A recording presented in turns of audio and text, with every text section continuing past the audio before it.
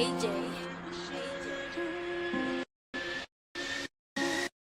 the one, I am the one.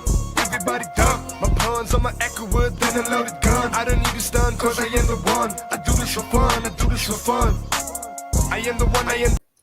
Good evening and welcome to DVD TV. Tonight's gonna be a twist on the show. It's me, your host Benny, and I'll be with my esteemed guest Beaster representing Liverpool and DVD representing Arsenal, as we're gonna be previewing this massive fixture taking place on Sunday. DVD, let's start with you, my man. Welcome to your show. How are you, bro? I'm good, my man. It's nice to sit on this side of the seat for once, but I'm sure the show is in good hands. So thank you for hosting. I'm looking forward to My pleasure. what you're gonna be throwing my way here, because I heard you're gonna throw me some nice things. So I'm looking forward to this, and of course, I always love being on the platform with Mr. Top Right here on my side, Mr. Rowdy. So yeah. Yeah, but thank you for giving me the honor. It's really a privilege to be given the opportunity to host this esteemed channel, this esteemed show. Very, very grateful. Thank you, bro. I'll try my best. I'll try my best to make it perfect. Peace Ronnie, Escobob, you know. How are you, bro, my man? I'm quite excited. I'm quite excited for the pod, and even more so for Sunday, because I think this is probably going to be the biggest fixture for the season. City has not been up there the way we know it. I think they just spoiled us the past few years, and I expected more of them. But the two teams playing the better football, I think it is Arsenal and Liverpool. So yeah, very excited. Yeah, I get that. So with the season just basically starting, it's already panning out to be a three-horse race between Liverpool, City, Arsenal. Arsenal lag behind in third. Davey, I want to know, front of thought for you. What's your thoughts on this fixture? How are you feeling about it? What do you expect? You know, Benny, if you had asked me about this, and I don't like to blame it on injuries, because I believe you should have a squad to cope with that, but we left ourselves short in the window, which we'll probably touch on later. But I'm not going to lie to you, though. Liverpool, 11 wins in 12. Things can go scary. You might say, you said at the beginning that that's a three-horse race. But if we lose this game, we're 7 points behind Liverpool. Bearing in mind that City can also win, it can be big, and you don't want to be chasing those men, especially with Liverpool, the imperious form they've been in. Yes, I know Nottingham Forest was a blip, but everyone thought Liverpool were going to be falling off. Me personally, I didn't, because I think that club left them in a good way, and I like what Arne Slot has done with Liverpool. I don't think Beaster would know his team better than mine, but it's not so gung-ho, but I think it's more controlled with a bit of substance also as well add to it. So to answer your question, I'm hoping, let me put it like this, I'm hoping that the Arsenal can turn up in a big game at their home ground against a big side, like we have done this season and in previous times gone by. But given currently what's been happening in the last 3 weeks, I feel like we've dropped a level to our positions level. So I'm hoping playing against Liverpool is going to raise our level to them. Let me put it here. Yeah, that was going into my next question. So you had a loss against Bournemouth. It was a poor performance, yes. So it was sent off. But even with 11 men, I don't think you guys pitched up for that game, to be honest with you. A very uncomfortable win in the Champions League in the week against Shakhtar. I think Shakhtar is very unlucky to not come away with at least a point in that fixture. What do you expect going into this game? What do you think of your form? Do you think this will be a turnaround? Benny, the thing is, I'm looking at the performances. And bar PSG and Man City, even though we were 10 men, I haven't seen a good performance from Arsenal this season. Personally, as of yet, you haven't seen one? I don't think they played that bad. I just think that the dropping performance that you talk about stemmed from Bournemouth into Shakhtar. And I think a fixture like Liverpool is perfect. It's perfect for the team to get in playing, because you don't need to motivate for a Liverpool game. Of course, exactly. So I'm banking on that. That's what I'm banking on. So I'm hoping, because you don't need to motivate them. But would you say we were convincing against Southampton and Leicester at home, Benny? You're expecting to beat those sides? I always tell you guys, there's no bad team. What's that? Not me, probably Beaster. But you know what I mean? Look, again, Look, I know injuries can unsettle any team. But I'm not going to. Nobody knows that more than me. No, exactly. I was about to say now. You've been saying this for the most of the last year, but I don't want to blame it on that. I think we have done well without certain players in our squad, but I think the longer it goes on, the more the chickens come home to roost. So, in terms of performance, if we perform the way we have been since the international break and Liverpool perform they do, I'm telling you straight up, it's going to get ugly. We're going to get slapped. I can tell you straight up. I'd struggle to see how you're going to with the amount of injuries that you have. I mean, it's Odegaard definitely out. It's Saliba suspended. Calafiori is a doubt. I think he would be the natural replacement for Saliba being suspended. Saka's a doubt. Yes, he's out. I think he done his knee badly. I think he's out. I think he's out. So he's out. Tumba's out. Tumba's out.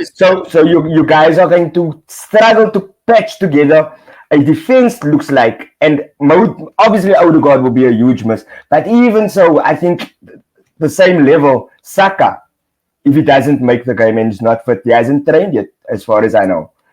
100%, you're 100% correct. Yet I think that Saka is the crucial one. Saka is. We've seen, like, as much as you can say we've missed Odegaard in certain parts, but against Bournemouth, you could see this team don't even muster up anything without Saka. So I think that's a crucial one. To answer your question about the defense, and if it is currently as it stands, Timber being out, Calafiori, I'm throwing Miles Lewis-Kelly in at left back. I'm keeping Ben White at right back. And dare I even say it, he played there as a junior at West Ham. I'm even bringing Declan Rice in at centre back because I don't want to see Kivio and I don't want to see Zinchenko, Benni, honestly. But then would you play in his CDM position? Would play number 6 then? I'm playing Partey there and I'm playing Marino there. He's already been playing Marino. We already played with 3 CDMs last week. I'm not playing Partey at right back. Weirdly. Can you imagine Partey at right back against Gakpo or No. Do you know what I mean? No. And I don't want to see Zinchenko against Salah because Beaster, you and I both know how that ended up at Anfield last season. I'm not going that route. So look, in either case, look, whatever lineup he's going to pick, I'm gonna be like, oh, he could have done that, he could have done that. Hindsight is a wonderful thing. Where I will criticize him though is you sold Fabio Vieira and Smith Rowe. Fine, fair enough. So who's the number 2 to Odegaard then if Odegaard gets injured? Ethan Nwaneri. So you don't play Ethan Nwaneri. He's good enough to come on at 2-0 down to Bournemouth and expecting him to create miracles. He didn't give Ethan Nwaneri minutes now the other night. He took off Ben White when Ben White was on a yellow card. That was his reasoning. And put Partey back there. That's a perfect game for Ethan Nwaneri even to come on. But instead he went too pragmatic and defensive. So, like that, even that says everything. You're scared that Ben White is going to get even sent off. So. But David, that is what you do, especially in the Champions League. You have a lead, you see you're not playing well, you fight for that victory, and that's what you did. I think there's more to be taken from a result like that than beating someone 5-0, because Shakhtar came to play. They came to play. They had no respect for your home whatsoever. They played beautiful football. But Pista, let's come on to you, my man. Liverpool, the high-flying Liverpool, top of the fucking table, guys. Let me start with, do you feel that you deserve to be top of the table right now? Yes. Simple answer, yes. Simple answer is yes. I know previously Liverpool would be top and you could say it's scrappy or it's lucky or whatever. But I think it's not just because of Liverpool that they top, it's because of City and Arsenal that they top. Because City's not been at the best, Arsenal hasn't been at the best. But Pista, 11 wins in 12. We talk about the slip against Forest, yes, but you guys have been formidable. I mean, 7 clean sheets in that 12. Only 5 goals conceded. Pista, the stats speaks for themselves, and the league does not lie. The table does not lie. And so I don't think it's a drop-off from Arsenal and City. I think that Liverpool fully deserve to be where they are. But I wanted to hear from you. No disrespect to United, but I think Chelsea was our only real test that we got this year. Because no, does respect, but then it does respect. No, but United didn't test us. Even there is Forest didn't test us. The game we lost, Forest didn't really test us. Just a beautiful goal. We didn't pitch up. We didn't Yeah. catch up on that game, and that's what I was scared of, where we're going to get that dip. But the rotation that we went into after that Forest game was brilliant. Like the way he's been rotating our players and managing our players, it's way different than Klopp.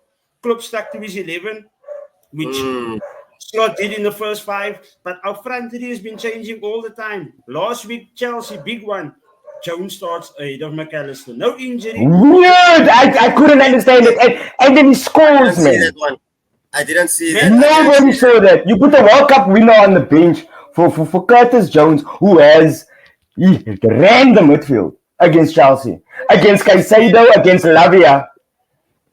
And that's what I like about Slot, is where the rotation comes in, which Klopp, I think, he felt he wasn't as risk-taking as Slot is when it came to that. Klopp found his system, and then he would naturally groom them, bring them in for cup games and things. He brings them in a league game. He brings them in the Champions League game, and no one's place is secured. It's like he humbled that front three into a position where they don't feel bad for coming off anymore because they see the bigger picture. They see that, okay, this week Diaz 2 goals. Next week he doesn't even start. But the player you bring on is not that bad. So Nunes benched. He's our only number 9, technically our only number 9. He comes on, he scores a brilliant goal. The next week he's again on the bench. Yeah. So I think that for the club, for the team, is brilliant. That's what Liverpool needs. And the fact that we are not conceding goals is the big change from what I saw by Klopp. Klopp wasn't shy to concede 3 goals because he's going to score 5 or he's going to score 6. And I think Slot is more reserved, where our counter attack is not as quick as what we normally would do under Klopp. We would keep the ball. The counter is still there, but we still keep that shape. The discipline is there, so that if we should lose the ball, there is cover. Whereas Slot, it was like, win the ball, we get up there, we try and score, and that's how we used to concede. Teams with a low block would catch us out if we want to counter from a set piece that we're defending.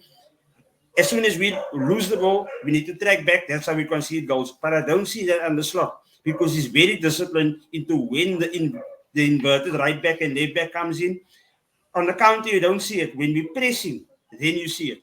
But when we counter, everything stays the same. We discipline at the back. We lose the ball, we prepared. And that is important for Chelsea, Arsenal, City. That is the teams you need to have that with. Because you can't allow, even last night, when Konate lost the ball in the middle and they scored, and it was offside. The offside, yeah. Offside. It's stuff like that that can trigger you, because Konate took one too many touches. They could have just played the simple pass, but our shape wasn't there, because it was us playing from the back. The inverted right back was already in there, and that happened. So that was a good wake-up call to get, because that's the first time I saw it, not on the counter, but us playing from the back, losing the ball, and we still out of position. But then again, you can say the offside was the reason for that. He played it like the offside. So in his defense, that can be his argument. But other than that, I think we stepped up from, I would say we went up from Klopp. It wasn't a step back, it was a step up when you look at the goals conceded and the structure at the back, which I am perfectly fine with. I get that, Beast. I get that, Beast. I fully get that. But this is still a club team. He's left him a brilliant team. Everyone in that this team without the manager can play exactly the same. I feel that. Go ahead. To be honest with you, I don't think we would have done this good if Klopp was still there. You serious? Style-wise. Style-wise, I know what you mean. I know where you're going with this, Beast. I know where you're going. We had Gravenberch for 3 years. Did you see the Gravenberch that you saw now? The Jones, the McAllister. You didn't see that. And I don't think Klopp would have brought that out in certain players. The way Salah can come off from the bench, the way Salah can come off in a game. Trent didn't finish one full 90th in the past 5 games. You don't see that under Klopp. Or you wouldn't have seen it had Klopp being there. So I think the new influence from Slot brings more than just results. This is long-term, but obviously he's putting everyone on a level to understand it. It's like your place is not secure. So I think that keeps you hungry. That creates competition, and it's bearing fruit. You can see it. As long as you don't, Go ahead. Now, as long as you don't spoil the broth by doing what you're trying to do, like if Slot can't make the current 11 unhappy with his style that he's trying to do, giving everyone 60, 70 minutes and then coming off. Because if we didn't get the results, all of that could have gone south, and Saladim and Trent, especially Trent, because he's been coming off a lot recently. They could be like, why did you take me off? Or why did you do that rotation? Why didn't you start Diaz? Because that could have all backfired on him, and luckily for him, it worked in his favor. What do you expect against Arsenal? Sorry, wait, before you go, sorry, Beast. I think the biggest compliment that I can give to Honest Slot is there were certain players in that Liverpool team that look like different players right now. Gravenbach is one of the biggest. Another one. Yes. I've seen Luis Diaz miss certain things where this season is tucking them away. Yeah. So even Keller jumping in for Ellison, no, they're not even missing. They're not even missing Ellison. I think that's the biggest problem. He's improving players like Curtis Jones. He's improving players. Elliot, Jota. He's injured for Sunday. Jota's out and Ellison is out. Thank you. But they're not going to miss him. They're not going to miss him. Two players. I think Keller is a brilliant deputy to Ellison. I think he plays better out from the back. If you really watch him, he's more comfortable on the ball than what Ellison is. I feel he's more solid as well. I personally feel he's the number one goalkeeper, but it's just unlucky that he's got Ellison that he's competing against. That person. I don't think Ellison will be the number one for long. I don't think so. Well, look, if it goes, they still got the Valencia goalkeeper to come in as well, the Georgians. So. Exactly, yeah. So, P-Stop, what are you expecting against Arsenal? You saw away from home, they're on the Emirates. The form does not suit Liverpool at all. We're coming from a 3-1 Arsenal the last fixture, and before that was 2 draws and then another Arsenal. So the form guide is definitely with Arsenal coming into this fixture, especially at home. What do you expect to happen on Sunday? My biggest fear for Sunday is the players of Arsenal is going to be taking places of the current normal 11 that you would consider 11, and then stepping up to the plate. I remember Reece Nelson last year when he got his opportunity. He had 2 games where he was brilliant. And I think this game is the first game where Arsenal players really have the opportunity, like Trossard, Martinelli, Sterling, players that you would think, okay, Saka is going to be there. But there's players coming up that can hurt you. The Curtis Jones, the Jadon Sancho in the Chelsea team, players that get the opportunity, they can step up, and it's big games where they step up. It's big games. Look at Sancho against Liverpool. But look at Sancho the 2 games before that. Chelsea's best player, in my opinion, for the 2 games before he played Liverpool. But this is an opportunity for the Arsenal players, because remember, they all play the same style. They understand the style. It's just the individual that is that's in the first 11 that obviously has the opportunity to play. But now Arteta is somewhat forced to play his other 11, but they all train the same style. Every club plays the same system, your system. The whole 23-man squad understands that system. So it was a different individual coming into. He has a point to prove it. He needs to be. Sterling was brilliant. He was unluckily he was sacrificed last week, but I think he was the best player going forward. But they had to sacrifice after the red card who they're going to take off, and it was him. I would have taken Trossard off. Trossard was shit. Who plays left back? I would prefer to.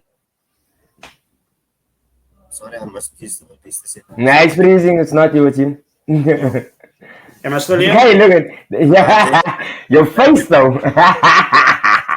It's a very uncomfortable position. Go ahead, do stuff.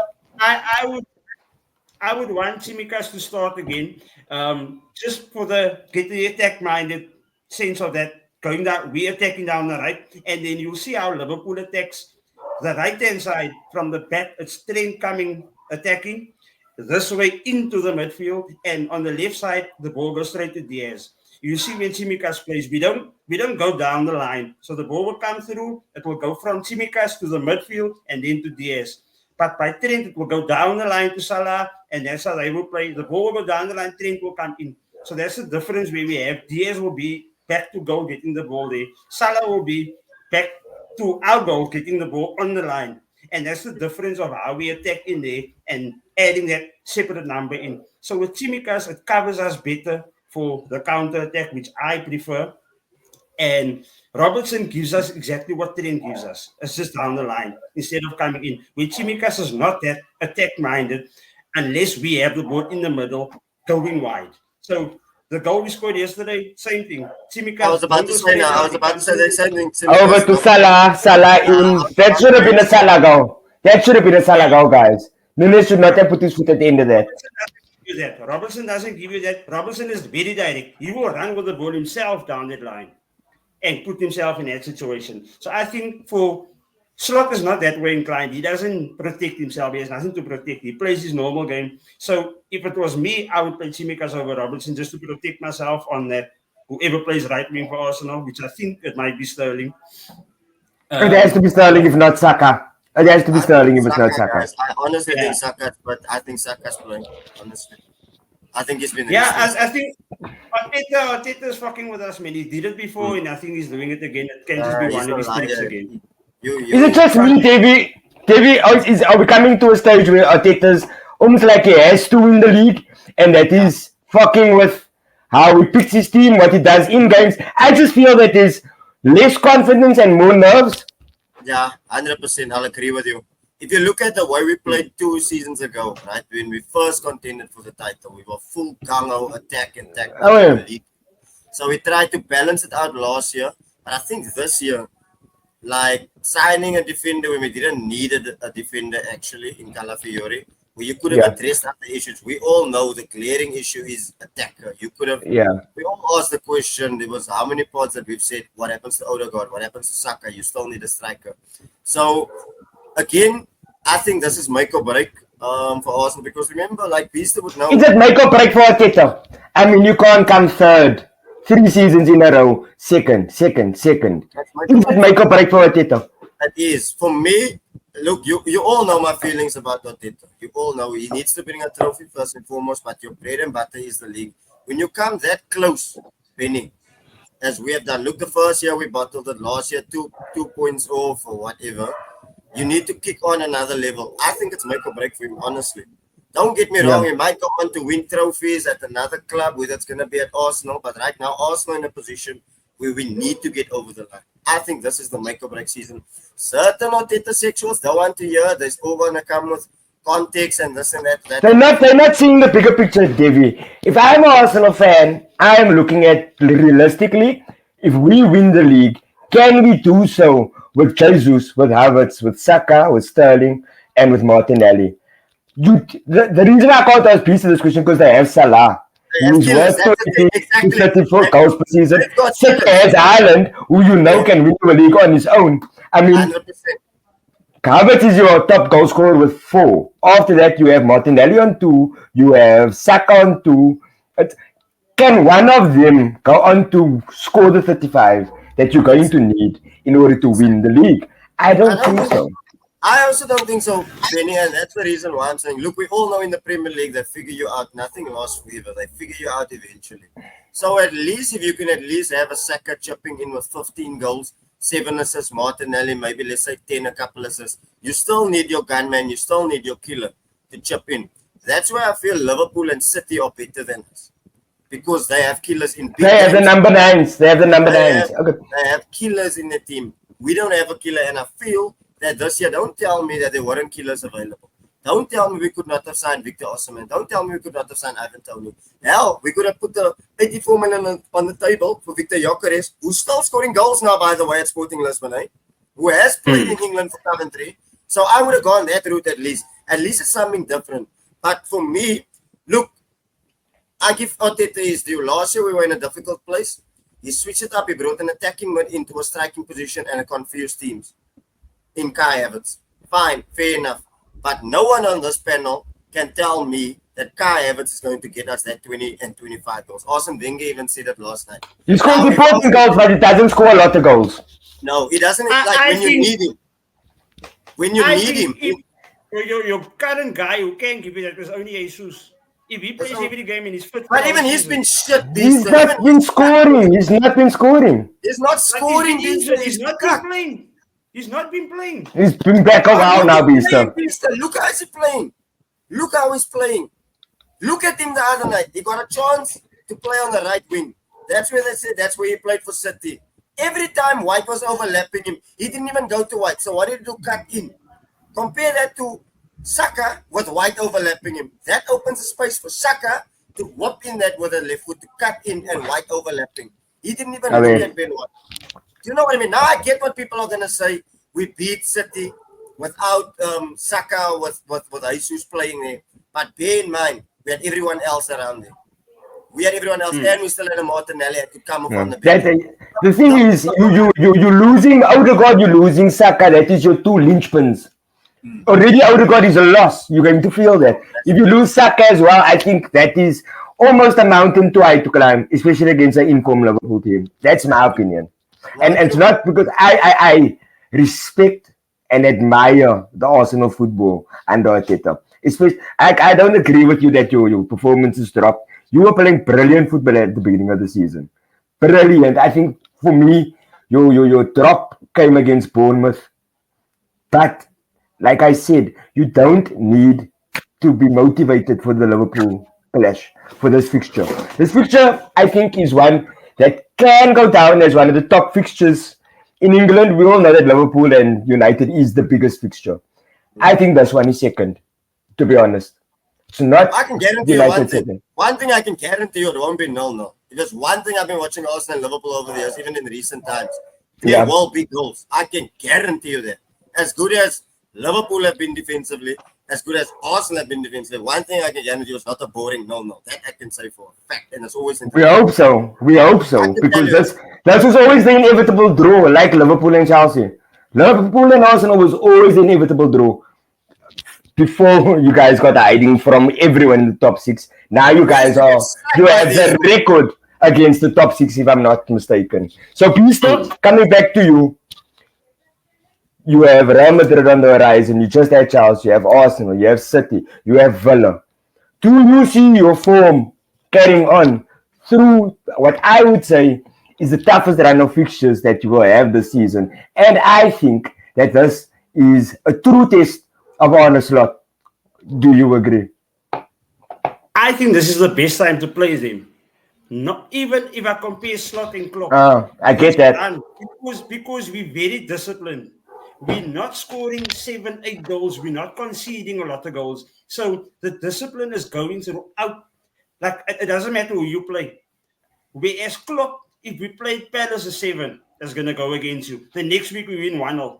Then the next game was 4-3. There was no consistency. Our scores are very narrow. But I understand that it's the risk that he's taking where it could have been more. But you don't see Nunes missing 20 chances. But that under Klopp, that would happen all the time. You make 20 chances and you miss 20. We don't get that now under Slot. But we are disciplined at the back. So the balance is whoever you are playing, you're playing the same football. It doesn't matter which 11, we're playing the same football. We patient with our chances. When we get our chances, we take our chances. I think that's the key word for Slot. I think that's the key word for Slot. Balance. This Liverpool team is looking balanced. From the back to the front, right through. I'm excited for this run. The Madrid, the City, Arsenal, all of that games just so after each other. I'm excited for that because of the balance. I can say Slot is prepared for that. Whereas winning 5-0, laying top of the log, winning 5-0, 4-0, 3-0, that is going to be a knock coming into these games because you expect that type of performance against these clubs. And you can't be as opgat or windgat against Arsenal, Real Madrid or City because they will punish you. And we got hit over the knuckles against Forest where that backfired. The small margin wins 1-0, 1-2, 1-3-1. The small margin wins against a team like Forest. We didn't score and we lost the game, which Klopp wouldn't have allowed. Klopp will never allow that shit because he's going to score. He will lose, but he's going to lose 3-2. He's going to lose 2-1. But he's going to score. He's still going to put himself out there to get exposed. Whereas Slot he doesn't allow that. So it's going to be interesting, especially I think Saka would have been our best test now to get a quick winger. And I think our next one is going to be Savinho and it's going to be Benni Jr. Where we're really going to get a team that has a big player in their team that they rely on. Because a team like Real Madrid, they have more than one. A team like Arsenal, they have more than one because it can come from both sides. Martinelli and I was about to ask you, are you not worried about Martinelli versus Trent? Yeah. His pace. I wouldn't. I'm sorry, Martinelli's been nowhere near the player. Nowhere near the season. I'm You know, when sorry. Martinelli comes up against Trent, it's a different story. We all know. Yeah. Yeah. Because remember- Only when it comes up against United also. Remember, Liverpool only overpowers opponents when we have a lot of the ball because Trent inverts. When we don't have the ball, he can't invert and we're defending, and that's when you are really tested. When Yeah. we have the ball, we always gonna outnumber you because Trent adds another number in the midfield, and teams look weaker against us. But it's because we are and we have an extra man. But if you're defending all the time, majority of the game, like Arsenal, Real Madrid, or City, that is when Trent is going to be tested because now you're going to see you would prefer Gomez over a Trent because you don't want attacking wing back, you want a defending wing You back. want someone that is defensively sound, yeah. And that we all know, as a right back, is Trent's basic weakness. Not that it's a weakness, it's just he attacks better than he defends. Straight. Even though his last 2 games, he won all his duels. He was Especially Against Sancho, especially against Sancho against Chelsea. Yeah, that was brilliant. Yeah. Yeah, but I think Pedro Neto changed the game a bit for Chelsea. They had to start him and not Sancho. Pista, I want to get your thoughts on the whole Jurgen Klopp to Red Bull thing. So he's explained that he just doesn't have the energy anymore. He's done. He's depleted. 3 months, 4 months after this decision, or 4 or 5 months into the season, we now find out that he's the head of Red Bull sports conglomerate. What's your thoughts? Are you angry like most Liverpool, not so much Liverpool fans, more the Mainz and the Dortmund fans, but he's getting some serious blowback from Liverpool fans as well? What's your thoughts? I don't have any hard feelings towards him because his understanding of my energy, I'm drained, made perfect sense. He's not coming in as a coach. A coach, it drains you. Coming in as a coach because you are hands-on. The role he's taking up now is overseeing coaches, so his style of play can stem down in there. But he's not going to be every day on the park. He's sitting with coaches, giving workshops and shit of what's the style that we need to play because he's overseeing the type of football that we need to have, which is he doesn't have to go home and do homework on certain stuff, opponents, work out opponents. That's not his job. His job is to enforce his style of play into the whole of Red Bull.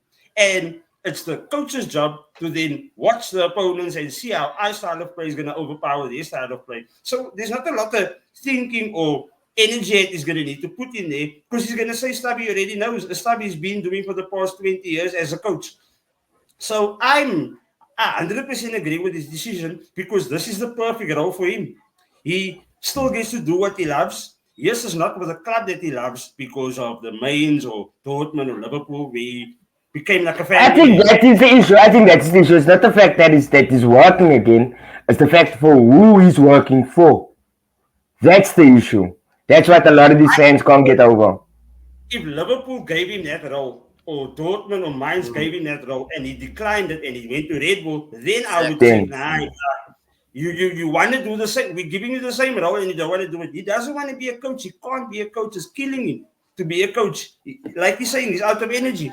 But if you didn't give him that option and he's choosing that option at the other club, it's a business. He needs to go there. He needs to work. And Jamie Carragher said that he's literally getting paid to be Jurgen Klopp. That's it. Exactly, that's it. It's the same like Benni did. I never even knew Fergie had an ambassador's role at United until last week. Neither did I. Motherfucker got paid 2 million, apparently. 2 fucking million, guys. So if Fergie can do it at that ripe old age, that's nothing for Klopp. It's different roles, totally different roles. I don't understand. First of all, Fergie does not need the money. He does. I'm very pissed off with not the fact that they stopped it, with the fact that it was there in the first fucking place. They let go of 250 staff. There was all this cost cutting thing. Now you guys know what's my take on money in football. It's not your money, so don't fuck it. It's not your money. Why are you going on? But when your club that represents you decide to let go of 250 staff, cut every perk that is known to work or be employed by Manchester United, but you're paying an 86-year-old, you pay an 80-year-old retired man that is, you would never need another pound in his life, 2 million a year. That you can't. It's inexcusable. But that just proves the shit that was caught on by the Glazers, Woodward, Richard Arnold in their time, because Ineos, as who they are now, would never have allowed that shit. Not at all. So I'm happy it came out. I'm happy that we know, and the sense about it is good. Even though it's Fergie, good. Good. Doesn't matter. The club is going in a new direction, and like you even said, the same like I mean, like Benny, don't you feel sometimes like, I don't know, I'm an Arsenal fan, obviously, and when I see Fergie there, and I'm thinking, why is the camera panning to this guy? But I never knew he had a role at the club. Thinking he left out. I mean, just think of it for slot. If Klopp was in the stands every fucking game, every fucking game. For Arteta, if Wenger was in the stands every fucking game. Arsenal once, and that was over a Christmas period, and he didn't even want him to be known that he was busy. Like they didn't want him. It's disrespectful. They stopped him from coming in the dressing room as well. The man came into the dressing room. Imagine United's performances in this time, and now the players still deal with Fergie being there. How is that for the manager? How is that for Eric? Exactly. It's undermining, don't you think, Vista? It's 100% undermining. I agree with you tenfold. It's undermining. I think that what Fergie's legacy at the club should never be disregarded. However, it won't ever. It won't ever. With or without ambassador role, it won't. I'm surprised that he even accepted the salary for all these years. Exactly. That fucks me up, bro.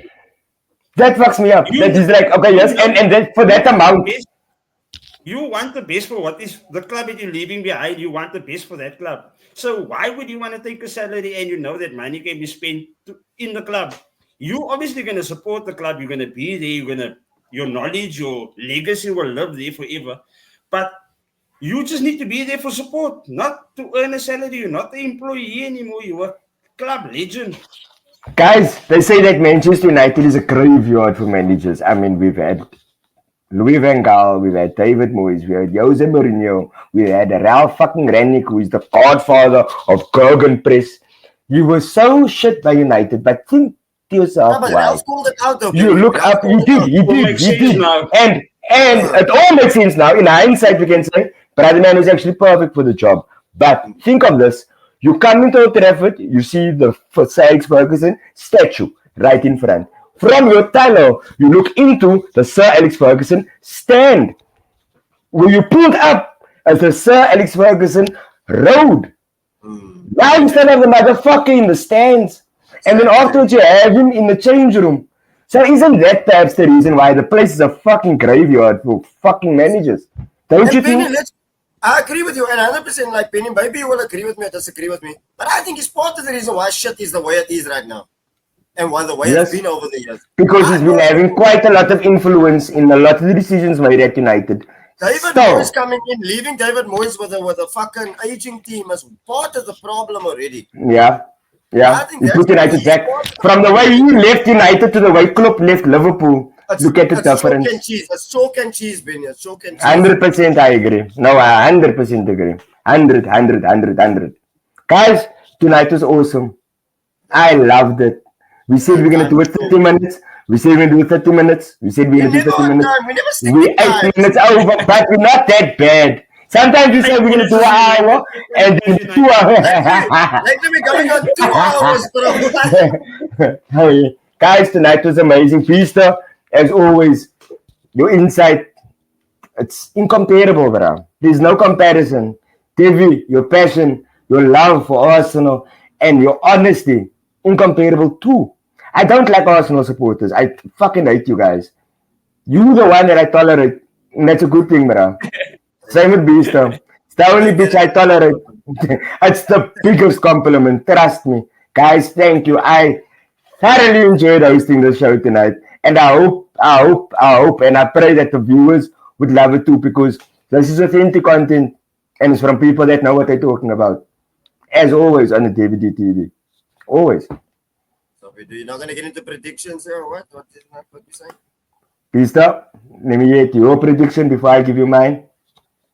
I'm going to go 2-0 Liverpool. Clean sheet. Clean sheet. David D. David, please give me your performance. David knows Give I me your love you, but prediction. this game No, that's not a crazy. That's not a wild shot.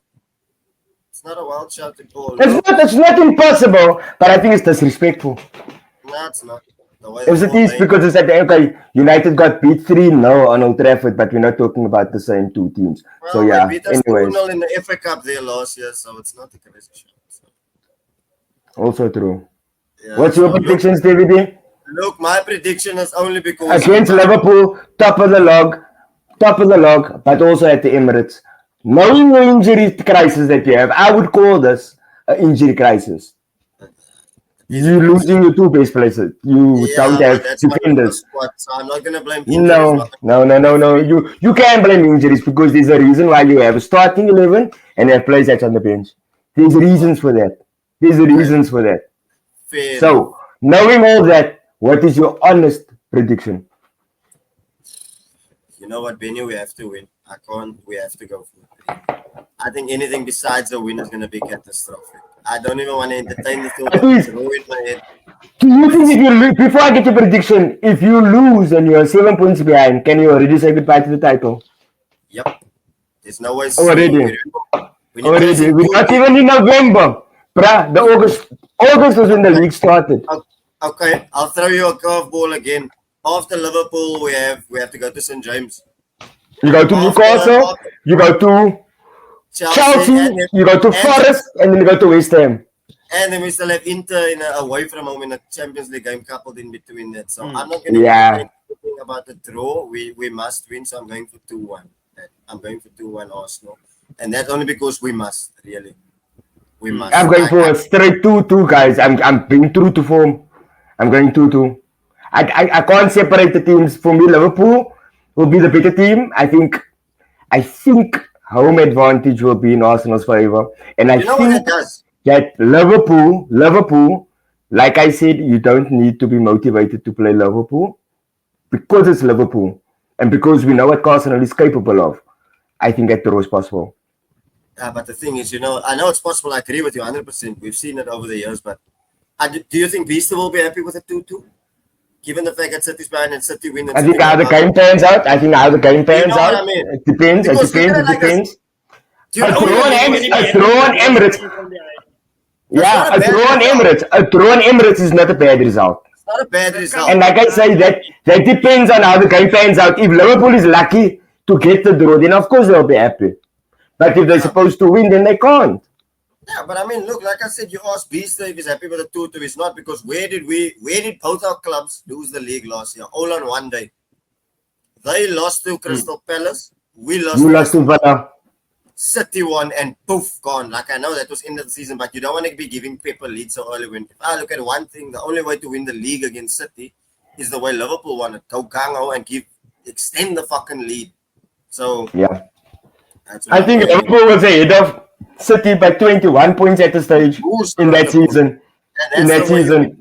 And remember when it stopped in COVID and they continued to play, if Liverpool lost all of that games that was left in the season, they could have still won the league.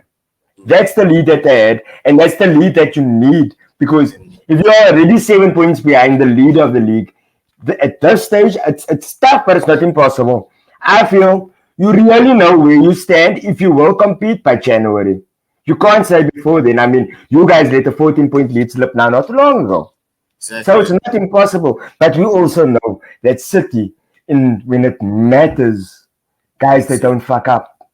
Then also remember, Liverpool and City have players that have won it already. We don't have any of those players. But City without Rodri is not the same City. City without Kevin De Bruyne and Rodri is not even really... I don't fear them, I'm sorry. Because there's no Haaland. If you cut out the brain, you cut out Haaland. I feel. But guys, thank you so much for tonight. It was amazing, as always. David, what you say? Thank you, my brother. What a perfect host. I think you should host more shows on DVD. I actually enjoyed sitting back and just listening. And love my brother. I enjoyed hosting.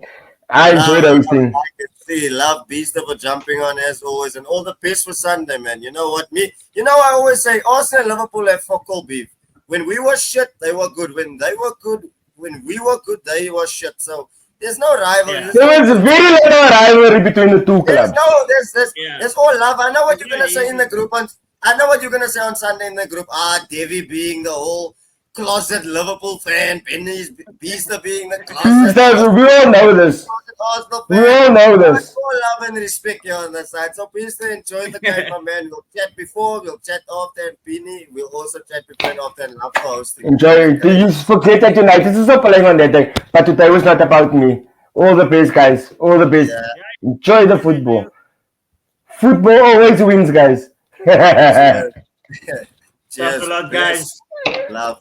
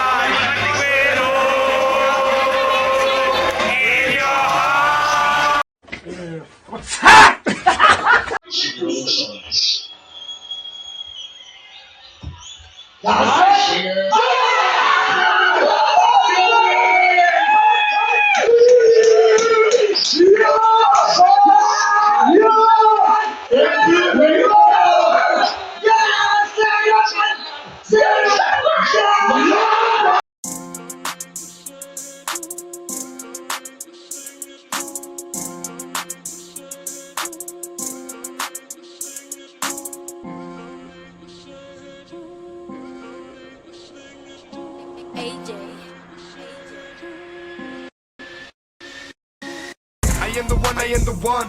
Everybody duck. My pawns on my echo wood, then a loaded gun. I don't need to stun, cause I am the one. I do this for fun, I do this for fun. I am the one, I am